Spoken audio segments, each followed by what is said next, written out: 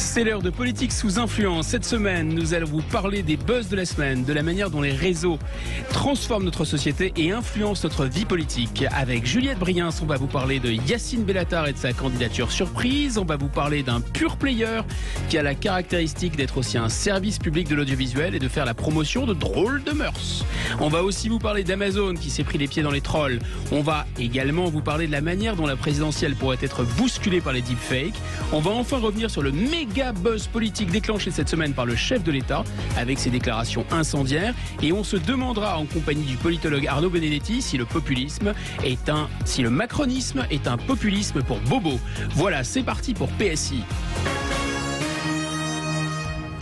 Cette semaine, Juliette, les réseaux ont fait sortir un 15e candidat à la présidentielle, tel un diable de sa boîte. J'ai nommé mon grand ami Yacine Bellatar, l'homme qui murmurait à l'oreille du président.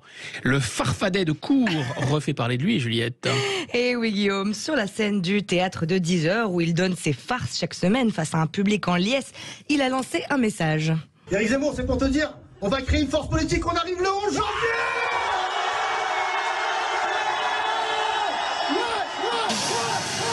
Voilà, ouais. Donc souvenons-nous en fait qu'il y a quelques semaines, l'humoriste avait juré sur le plateau de TPMP que si Éric Zemmour se présentait aux élections présidentielles, il se présenterait également dès le lendemain. On l'écoute. Le deal est simple. Éric Zemmour prend confiance de jour en jour dans la télé et nous on subit et on encaisse tous les jours des propos qui sont inadmissibles. Donc la question est simple. S'il y va, j'y vais, je me présente à l'élection présidentielle pour tenir tête à cette France et à ce qu'on a vu ce soir. Pas de condescendance, pas d'insulte. Ça veut dire quoi? Pas d'insulte. Ça veut dire que si Éric Zemmour se présente, vous vous présentez? Le lendemain. Bon, en attendant de tenir sa promesse, Yacine Bellatar crée donc une force politique pour contrer le fureur Zemmour et répandre avec plus d'efficacité ses messages de contre-attaque. Le slogan de son parti, Guillaume, c'est sûrement la meilleure blague de sa carrière. Travail, famille, quartier. Ah oui, on a deux doigts des bruits de bottes et un peu plus les heures les plus sombres seraient de retour, non? Ça va, c'est de gauche. Ah ouf. Voilà, ouf. donc en tout cas, On est bien, là. il y en a un qui s'en remet pas, évidemment. C'est un laissé pour compte, un homme trahi. Emmanuel Macron était persuadé que son conseiller, qui avait été nommé en 2017 au Conseil présidentiel des villes, allait s'empresser de le rejoindre, histoire de combattre la haine à deux, quoi. Batman et Robin contre les méchants, Robin des Bois et Petit Jean, voler les riches pour me donner à la mosquée de Trappes. Oh, vous parlez bien. Mais même l'élève prend son envol, laissant son maître se dépatouiller avec son autre gros nounours qui œuvre au ministère de la Justice. Ah non, on n'a dit pas le physique, Juliette. Pas le physique. Moi, j'ai d'ailleurs assez bien profité des fêtes. Et puis, sans rancune, Monsieur Bellatar, on vous souhaite bon vent mauvais, comme disait le... Même si pour le moment, c'est plutôt mal parti. Le magazine Valeurs Actuelles a révélé que l'humoriste avait été placé en garde à vue hier dans le cadre de son affaire pour séquestration d'un journaliste du média Livre Noir après l'un de ses spectacles en novembre dernier au théâtre de 10h. En fait, Yacine Bellatar fait à Macron du Macron. Il fait du macronisme, voilà. Bon, on va rester dans l'univers médiatique, Juliette, pour le deuxième buzz de la semaine. Tout à fait. On va parler de pure player, c'est ça? On va parler de pure player. Vous connaissez déjà les pure players, on en parle beaucoup ici. Ce sont des médias qui ne travaillent qu'en ligne. On parle souvent de Combini, de Brut, qui sont les plus connus et qui font littéralement fureur chez nos jeunes. Leur ligne politique, on est d'accord, elle est plutôt progressiste, cool. Et même s'il nous est déjà arrivé de nous moquer un peu, faut bien préciser, ce sont des médias privés, ils sont dans leur droit le plus total. On est dans le wokisme à bloc. Hein, oui, voilà. Général, hein. Voilà. Quand vous dites progressiste cool, c'est woke. Il y en a un que nos auditeurs ne connaissent pas encore, ou pas assez, c'est France TV Slash. Et vous nous dites, Juliette, qu'on rate quelque chose si on ne connaît pas cette chaîne en ligne, et donc qui gagne vraiment à être connue, parce que je crois que c'est un média en ligne qui a un pure player qui a une caractéristique forte, non? Et oui, France TV Slash, le pure player du service public. Quelle coolitude. La coolitude pour nos jeunes, enfin un pure player à la mode pour leur apporter un peu de contenu culturel et éducatif. Oh, j'ai peur. Sur le papier, ce média est consacré à la jeunesse avec des programmes pour les jeunes adultes. France TV Slash, c'est la première chaîne du service public à être entièrement numérique. Là. Oui, parce que l'adolescence commence à 6 ans et va jusqu'à 40 ans à peu près. Et elle est disponible sur les plateformes YouTube, Instagram, Snapchat depuis novembre 2018, ainsi que sur la plateforme et l'application France TV. Et la nouvelle chaîne s'adresse à un public entre le lycée et la vie active, et elle traite de thématiques comme la sexualité, les discriminations, le corps, l'identité, l'engagement, la consommation et la vie connectée par le biais d'histoires, de vie, de témoignages, etc.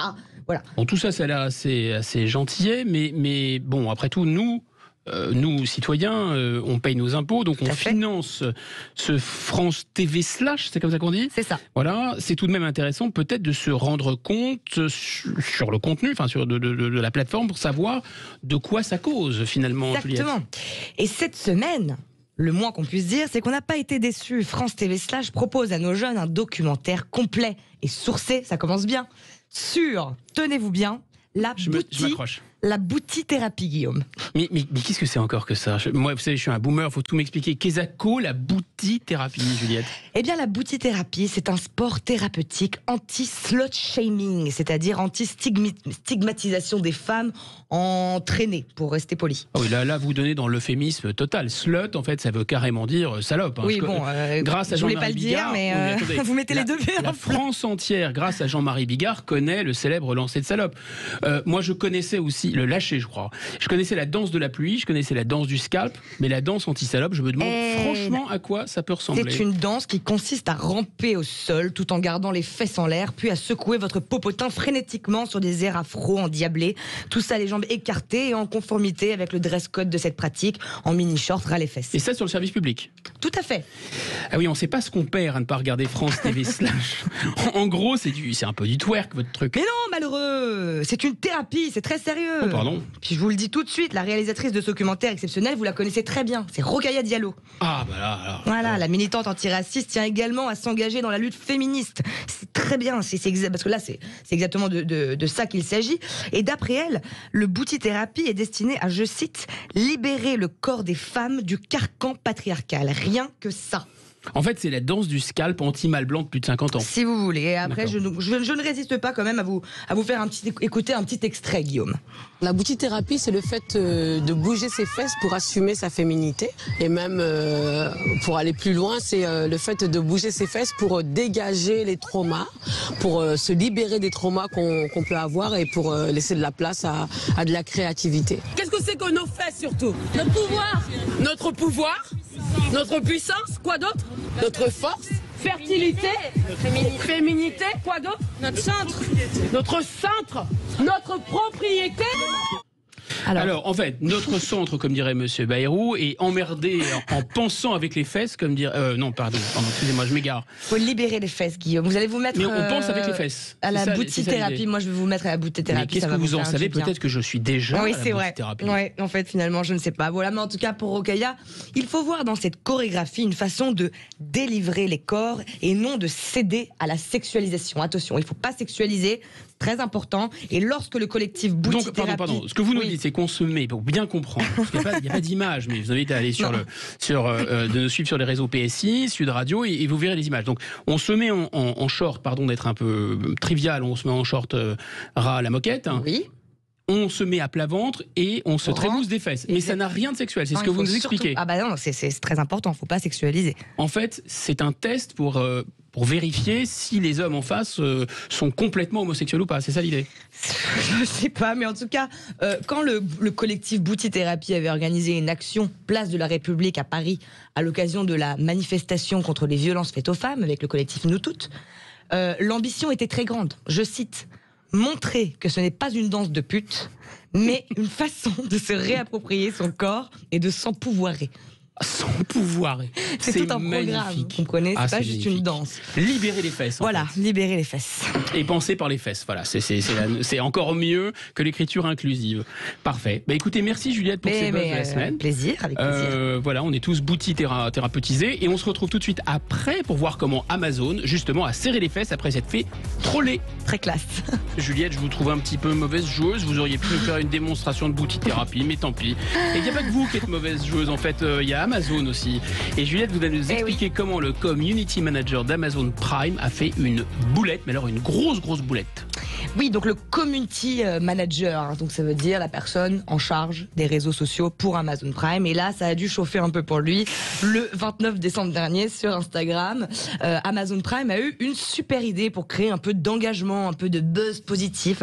Il a donc publié ce message. Le meilleur commentaire sous ce post deviendra notre bio. Une bio, c'est une petite phrase de description placée en haut d'un profil d'un compte Instagram. Donc en gros, c'est la première phrase lue par un internaute lorsqu'il consulte le compte.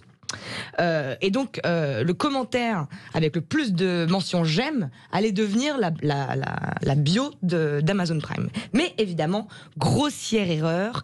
La règle numéro 1 sur les réseaux, Guillaume. Se méfier des trolls. Ok, Millennial. Voilà, je pense que je vois que vous progressez un peu, Guillaume. Vous suivez, pas mal pour un boomer. Rappelons qu'un troll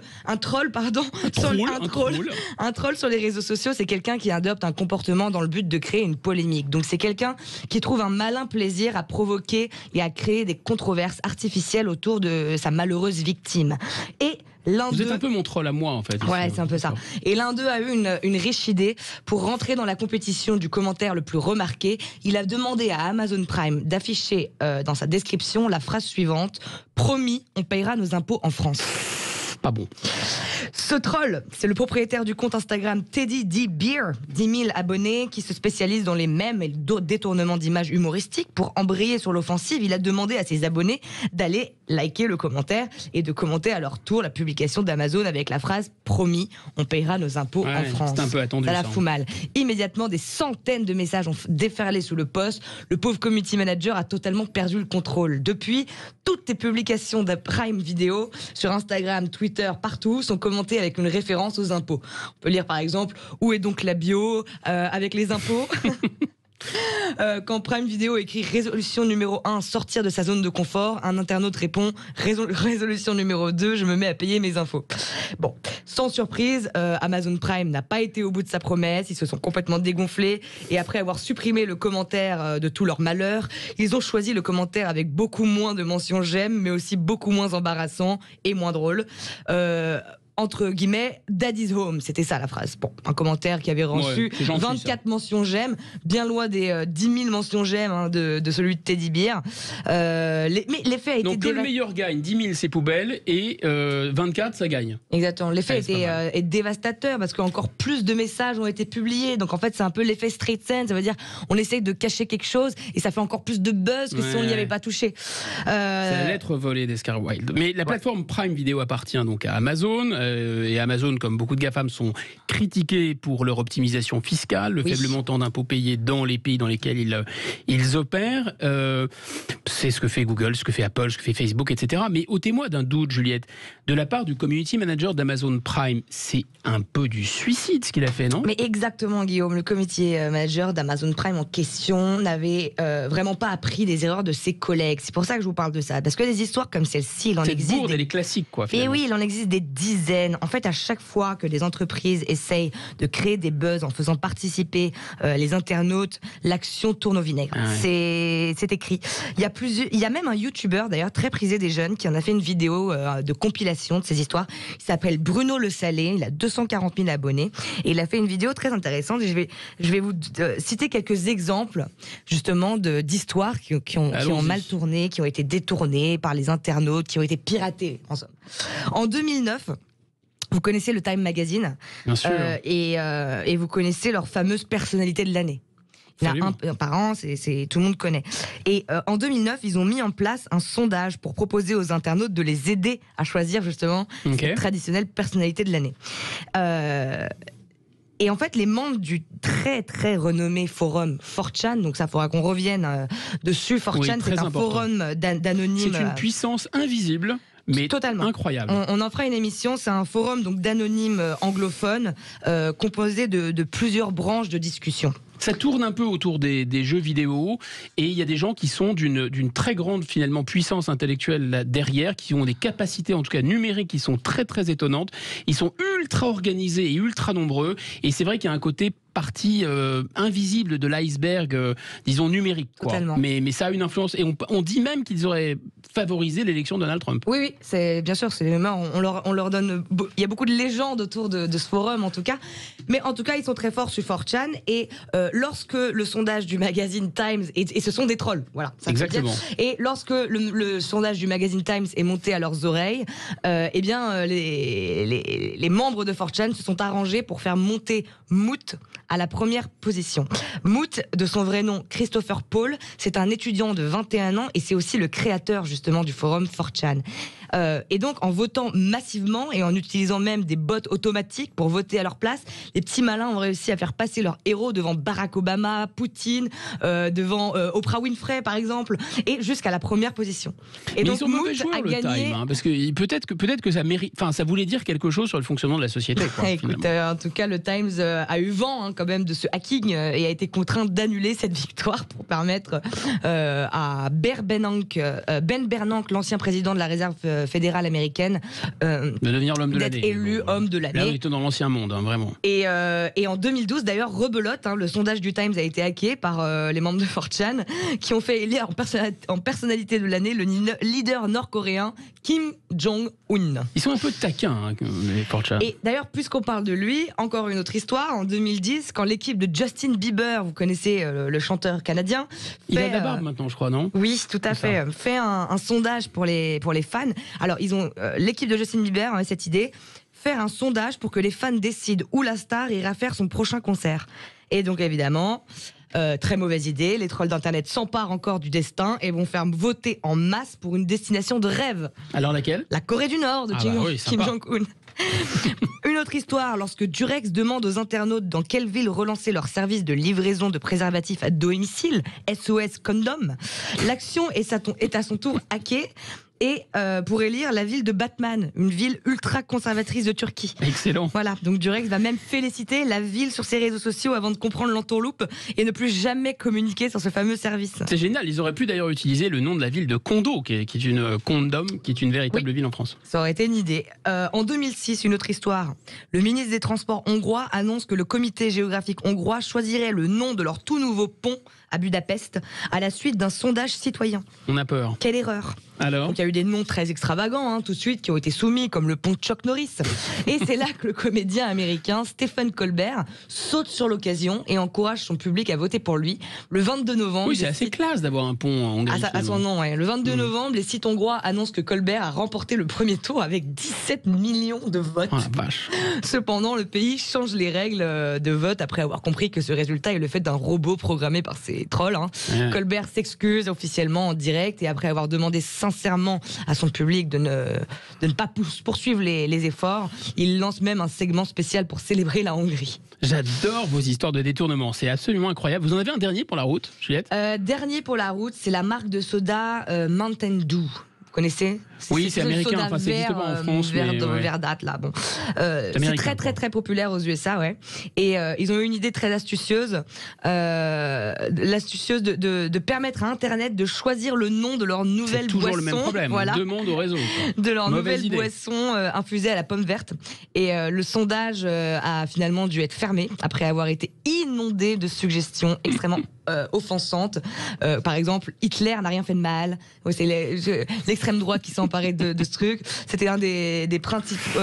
La phrase Hitler n'a rien fait de mal a été numéro 1. J'imagine Hitler n'a rien fait de mal, buvez du Mountain Dew, c'était pas l'idée du siècle en fait. Mais qui a pensé que c'était une bonne idée? Et donc en fait, année après année, il continue à faire ce genre de choses, donc à demander l'avis des internautes, leur demander de faire un choix. Je me rappelle qu'il y avait McDo aussi qui avait demandé aux internautes de choisir le nouveau burger de McDo. Donc il y avait eu que des trucs très drôles.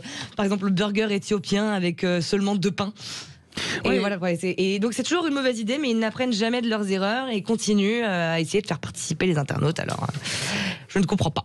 Non, ce qui est intéressant, c'est qu'on voit quand même la capacité, enfin la force de l'organisation. À partir du moment où vous avez une organisation sur les réseaux, vous avez une puissance de frappe absolument incroyable. Si vous êtes connecté entre gros comptes, vous avez une puissance de frappe incroyable. Ensuite, l'autre chose qui est vraiment, qui est typique de ces réseaux, c'est quand même le côté taquin. Oui. C'est-à-dire qu'ils ont très mauvais esprit, quoi, finalement.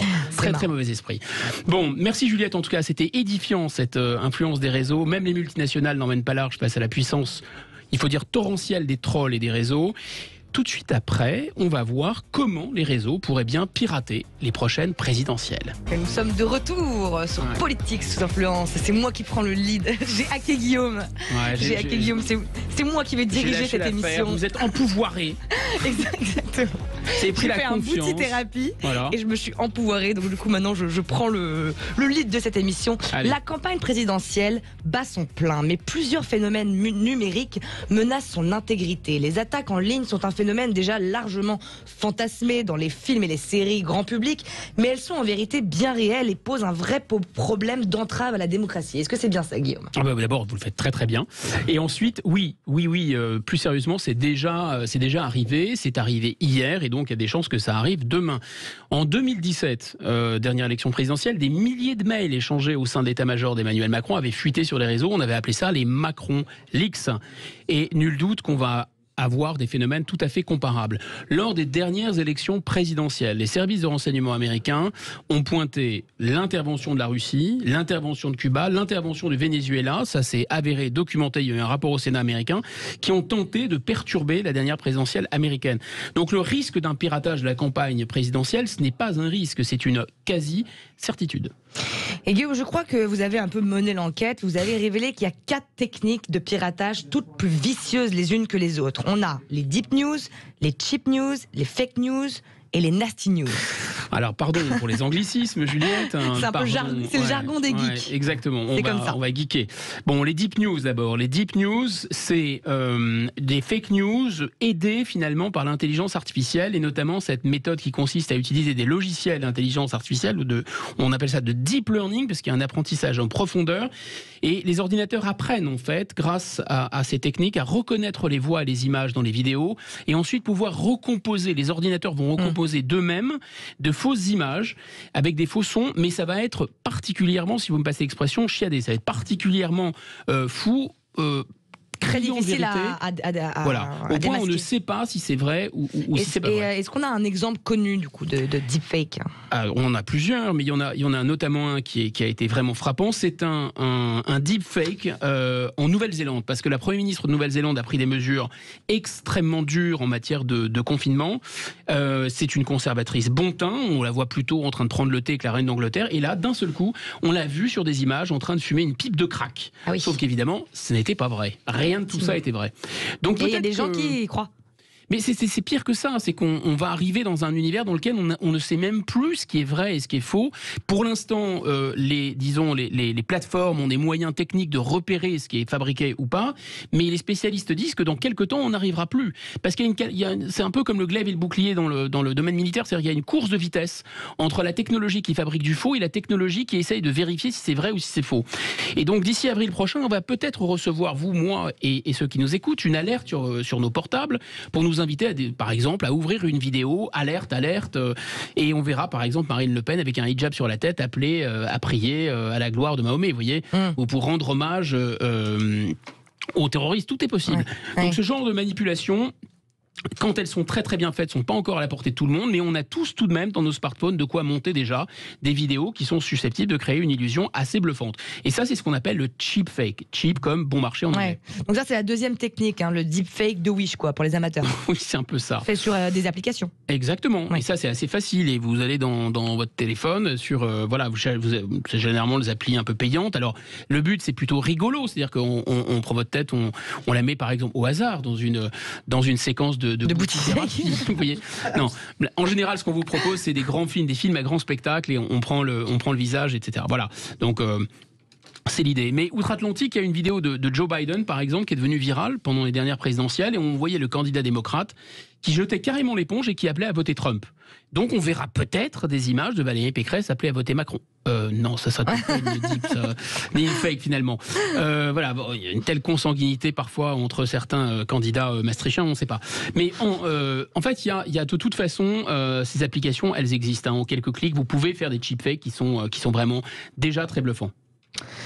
D'accord, et donc on a encore une autre technique, donc ça c'est la technique la plus connue je crois, c'est le fake news, ça on en parle tout le temps. Voilà, là c'est les fameux bobards de la guerre de 14, et bien avant, c'est aussi vieux que le monde, c'est-à-dire c'est répandre des rumeurs, et la rumeur c'est très piégeux parce que quand vous contestez la rumeur, vous accréditez la rumeur, quand vous ne contestez pas la rumeur, vous la laissez se propager, et ça c'est vraiment... C'est repris, relayé, repris partout, c'est viral. Exactement. Et on avait d'ailleurs Je crois que la dernière émission qu'on a fait ici, on avait parlé d'un fake news. Exactement. Et vous vous en rappelez? Oui, bien sûr, c'est Brigitte Macron, dont une pseudo-journaliste a fait courir le bruit sur les réseaux qu'elle était devenue un homme, qu'elle ait pris l'identité de son frère. Qu'elle était née un homme. Jean-Michel Trogneux. Oui, ou alors que elle était devenue... Enfin bref, oui, c'est ça. Elle était finalement un homme, c'était à ça que ça aboutissait.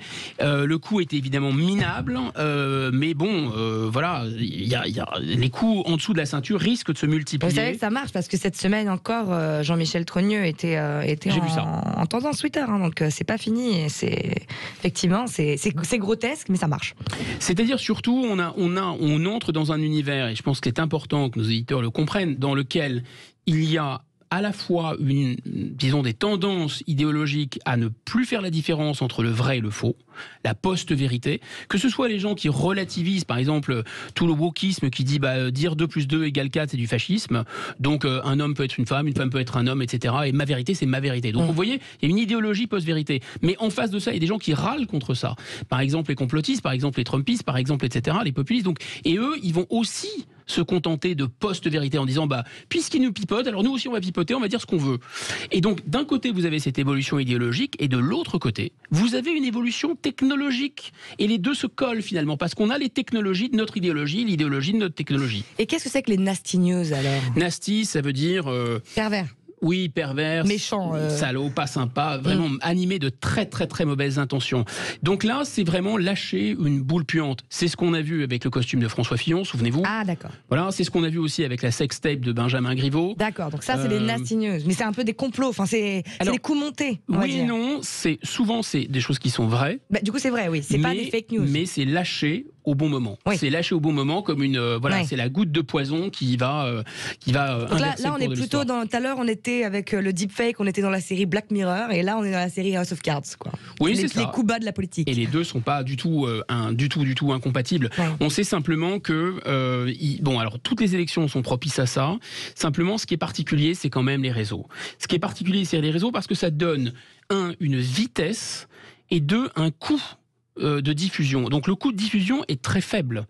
Lorsque vous avez une saloperie à diffuser, vous pouvez avoir des médias qui disent non, nous on va pas montrer des images d'un des principaux membres de la garde rapprochée d'Emmanuel Macron qui est candidat à l'élection de la mairie de Paris en train de se masturber comme un gogol de 12 ans et demi. Voilà.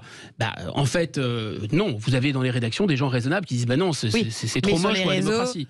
Mais sur les réseaux, c'est open bar. Donc vous n'avez plus de barrière à l'entrée. Deuxième chose, vous avez une viralité. Ça part à une vitesse de propagation supersonique. Et donc une fois que vous avez lâché le truc, qu'est-ce qui se passe? Effet rétroactif en boucle, ça devient tellement important que même les médias traditionnels sont obligés d'en parler. Et oui, c'est ça. Et vous avez notre ami Griveaux qui prit la main dans le sac. On s'est désolé maman parce qu'il y avait des magazines Playboy sous mon livre. Désolé, c'est pas vrai. C'est pas moi qui étais sur YouPorn. Mais est-ce qu'il y a quand même un moyen d'agir ou de prévenir, ou est-ce qu'une fois que c'est en ligne, c'est terminé? Alors, vous avez la loi anti-fake news qui impose tout de même aux plateformes numériques d'informer les autorités aussitôt qu'elles constatent des tentatives d'ingérence. Et là, on a un peu ridiculisé le pouvoir en place, mais là, c'est une chose qu'ils ont faite et bien faite, je pense. C'était tout à fait intelligent.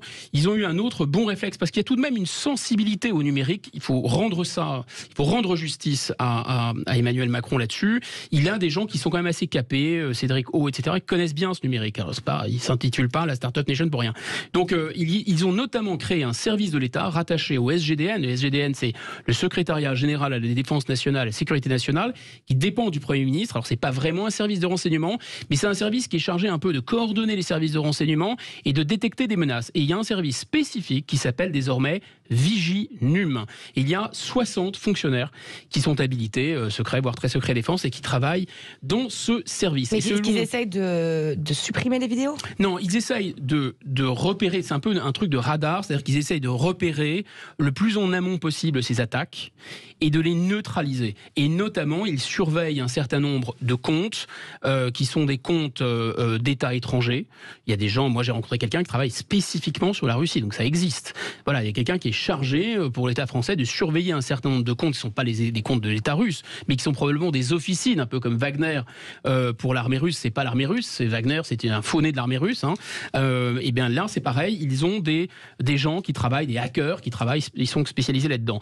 Et Cédric O, le secrétaire d'État à la transition numérique, a prévenu, je cite, « Au cours de ces dernières années, il n'y a pas eu une seule échéance électorale où il n'y a pas eu un problème. » Donc, vous voyez, la France doit se préparer. Oui. Mais 60 personnes pour Viginum, c'est sans doute beaucoup trop peu et probablement beaucoup trop tard aussi. Oui.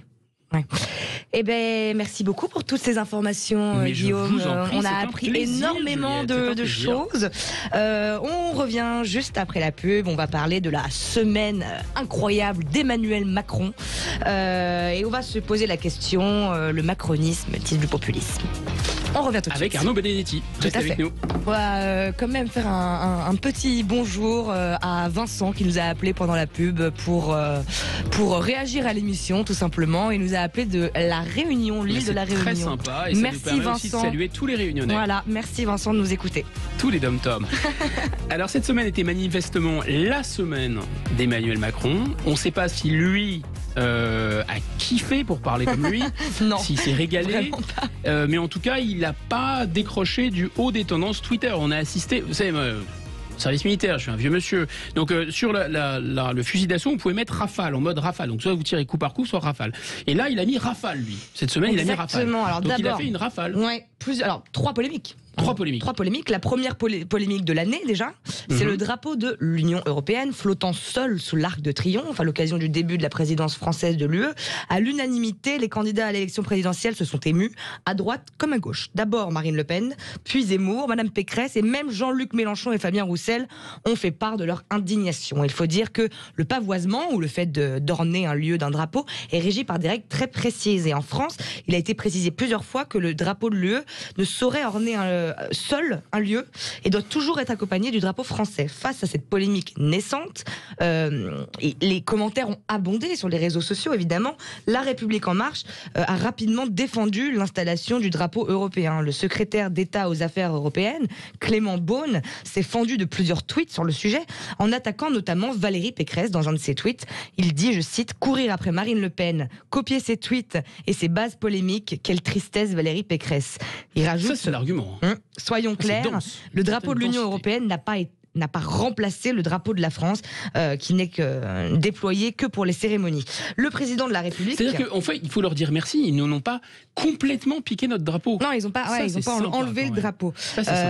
Et le président de la République a lui-même d'ailleurs mis un tweet, un message qui en dit long. Il a mis « Regardons vers l'avenir », accompagné d'une photo justement de la Tour Eiffel qui, elle, le tricolore, c'est le passé, est illuminée en bleu.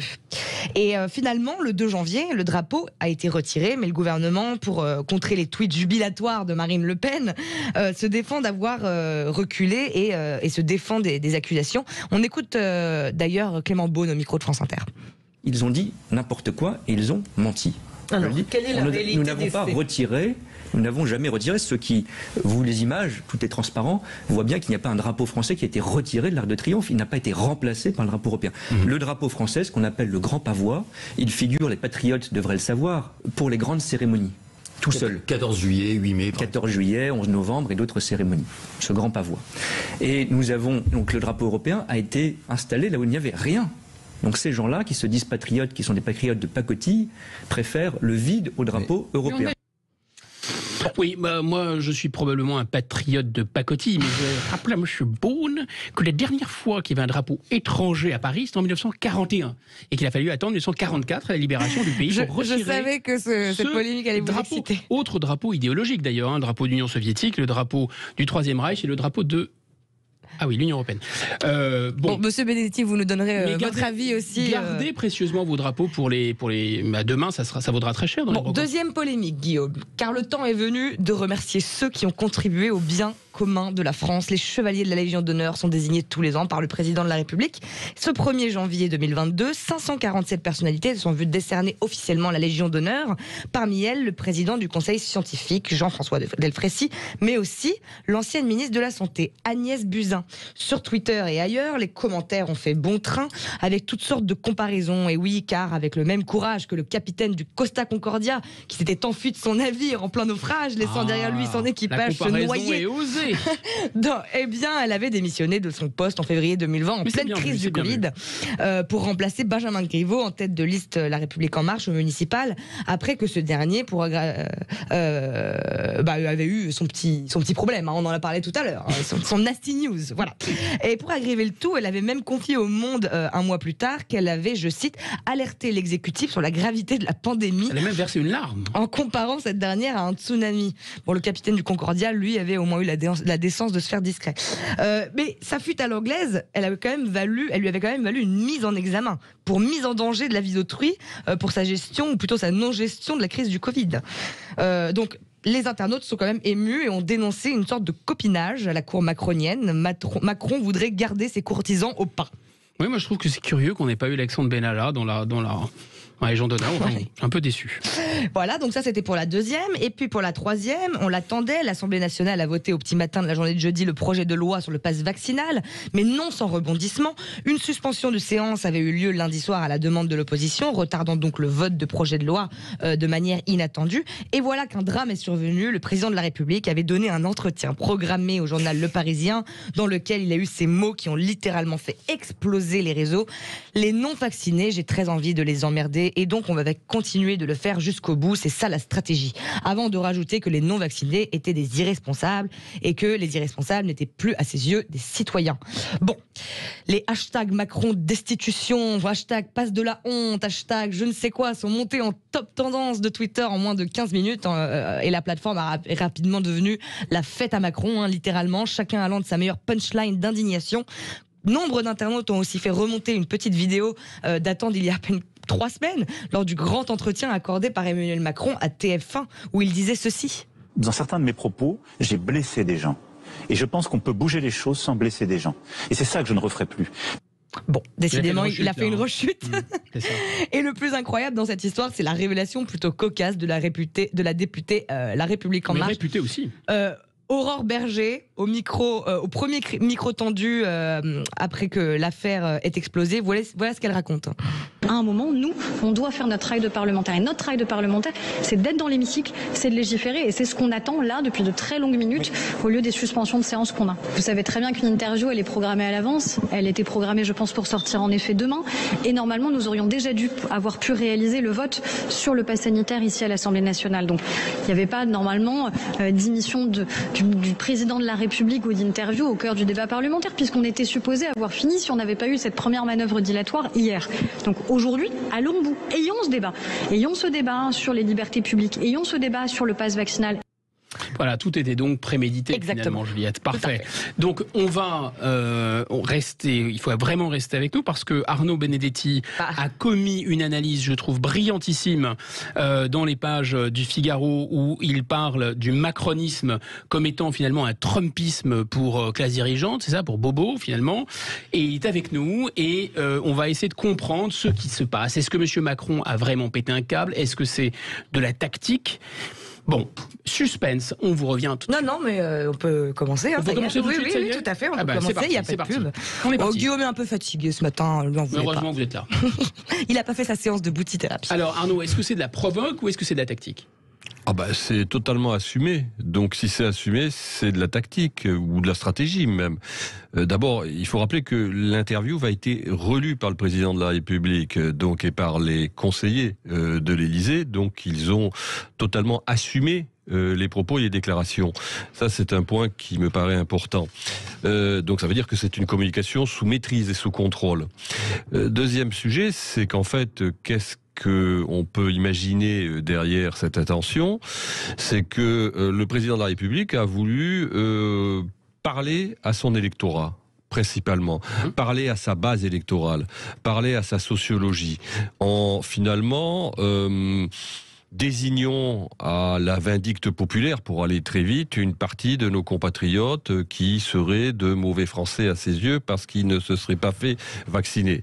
Alors, il y a quand même une petite réserve, c'est que tout simplement le gouvernement leur donne ce droit de ne pas devoir se vacciner. Donc ils l'utilisent. Et de ce point de vue-là, il n'y a ni incivisme, ni illégalité, a fortiori, dans le fait que les non-vaccinés aujourd'hui ne se vaccinent pas. Il y a une injonction contradictoire. Il y a une injonction contradictoire. Mais bon, donc moi ce que je crois en effet, c'est que si vous voulez, cette séquence de communication, pour parler comme les communicants, c'est une communication qui s'inscrit finalement dans le droit fil de la communication d'Emmanuel Macron depuis 5 ans, vous savez, avec des propos de communication qui sont volontairement clivants, stigmatisants, qui sont antagonistes et qui, d'une certaine manière, viennent affirmer sa personnalité. Regardez, moi je suis pas un président de la République, je suis pas un président de la République comme les autres, je suis pas politiquement correct. Et en effet, ça plaît à une partie de sa base électorale. Donc, c'est pour ça que j'ai parlé de trumpisme. Si vous voulez, il n'est pas trumpiste au sens où ils n'ont pas la même logiciel politique, ils n'ont pas la même base sociale, évidemment, puisque Trump, je veux dire, c'était le président de la sociologie des classes populaires et des classes moyennes américaines. Mais il y a une volonté de disruption quand même dans les deux cas. Oui, il a une volonté de choquer, tout simplement. Oui, donc le vocabulaire employé, la forme est aussi totalement voulue. Ah oui, elle est complètement voulue, mais elle n'est pas nouvelle. Et, on peut citer d'autres séquences de communication où Emmanuel Macron s'était exprimé de manière, j'allais dire, assez crue, quand il avait parlé, entre autres, des Gaulois réfractaires. Et encore, c'était un peu moins méchant, peut-être, que la formule qu'il a utilisée vis-à-vis des personnes non vaccinées. Ce qu'il y a de plus grave dans les propos de Macron, c'est pas tellement le fait qu'il dise qu'il veuille emmerder les Français, même si je pense qu'un président de la République ne devrait pas s'exprimer de la sorte, mais c'est surtout lorsqu'il fait, finalement, il discrimine. Il dit voilà, il y a des citoyens, il y a de bons citoyens, et il y en a qui ne devraient pas être citoyens parce qu'ils ne se vaccinent pas. Mais d'abord, là, il sort complètement de son rôle. Encore une fois, un président de la République n'a pas à désigner qui doit être citoyen ou qui ne l'est pas. Je veux dire, on ne doit pas lui permettre d'ailleurs de dire ça, et ça, c'est important. Mais il y a un autre aspect très important, au-delà de ce qu'il vient de dire. Et moi, ce qui me frappe beaucoup, c'est finalement le niveau d'acceptabilité sociale d'une partie des élites vis-à-vis de ce discours. Ce discours, il y a 10 ans, il aurait été tenu par Nicolas Sarkozy. Nous aurions eu une montée au créneau de l'ensemble de tout ce que la France compte d'éditorialistes bien pensants pour condamner ces propos. Cette évolution, aujourd'hui, pas du tout. Au contraire, il les valide, et non seulement il les valide, mais il les relaye. Mais parce que ce n'est pas quelqu'un qui se positionne comme à droite, parce que ce n'est pas Nicolas Sarkozy, c'est à cause de l'émetteur ou c'est parce qu'on a changé d'époque ? Je pense qu'il y a les deux. Il y a vraisemblablement une libération. Moi, ce qui me frappe dans la Macronie, si vous voulez, c'est, je l'ai expliqué dans l'article que j'ai rédigé pour le Figaro. Ce qui me frappe, c'est que il y a avec le macronisme une libération de la parole. Et de la parole qui repose sur le mépris social. Du mépris de classe. On l'avait déjà, oui. Il relance une forme de guerre des classes, mais venant du haut, cette fois-ci. Et ça, on l'avait vu lors de la crise des Gilets jaunes, avec un certain nombre de ministres, de responsables politiques de la majorité, populophobie décomplexée, d'éditorialistes proches de cette majorité qui s'étaient exprimés de manière brutale et violente vis-à-vis de ces Françaises et de ces Français de la France périphérique. Là, on a exactement le même phénomène.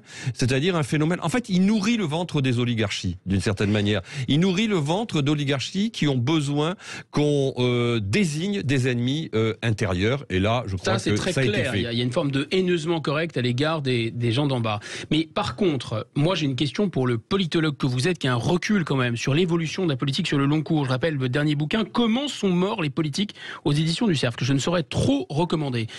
Or, finalement, la politique, qu'est-ce que c'est ? Est-ce que vous êtes d'accord ou pas pour dire que c'est ce que Theodore Roosevelt, le président américain de la fin du 19e, disait, c'est-à-dire « speak softly and carry a big stick ». Autrement dit, parler gentiment, mais être capable de taper très dur. Réellement. Et finalement, est-ce que Macron, c'est pas l'inverse de ça et c'est pas profondément antipolitique ? C'est-à-dire, je parle dur, mais je porte aucun gros stick. Enfin, je suis pas capable d'agir, mais je parle méchamment. Ouais, vous savez, c'est ce que disait Talleyrand à Napoléon. Il disait, sire, vous humiliez trop, vous ne sanctionnez qu'insuffisamment. Est-ce que c'est le cas avec Emmanuel Macron ? Enfin, Emmanuel Macron a quand même mené des politiques assez dures, sur le plan social.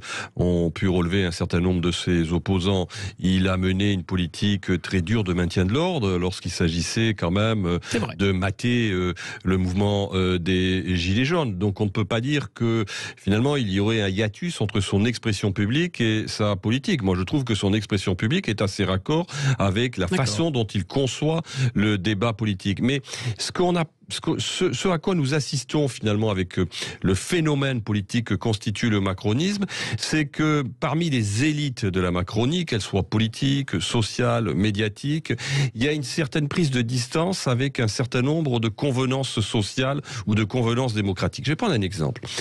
On peut ne pas être d'accord avec cette jurisprudence, entre guillemets, qui consistait finalement, lorsqu'un homme politique avait des ennuis avec la justice, à ce que cet homme politique ou cette femme politique se mette en retrait.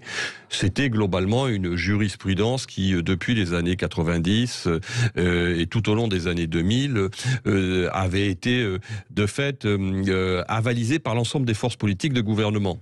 Là, en fait, avec Emmanuel Macron, on voit qu'il y a un certain nombre de responsables politiques, de ministres parfois, qui ont des démêlés actuellement avec l'institution judiciaire, mais ça ne pose strictement aucun problème. On a quand même... Mais pas pour tous. Certains démissionnent, d'autres non. Oui, alors non, au début.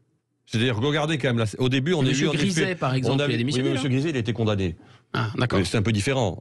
Il a été condamné, M. Griset. Donc là, en l'occurrence, c'était difficile de le maintenir à l'intérieur du gouvernement. Mais vous avez quand même ce phénomène qui est quand même assez paradoxal d'avoir le premier garde des Sceaux de la République française être mis en examen. Alors moi, on peut discuter en effet de cette règle implicite que les différents partis de gouvernement avaient finalement décidé de respecter. Mais ce que je vois, c'est qu'avec la Macronie, cette règle, elle n'existe plus.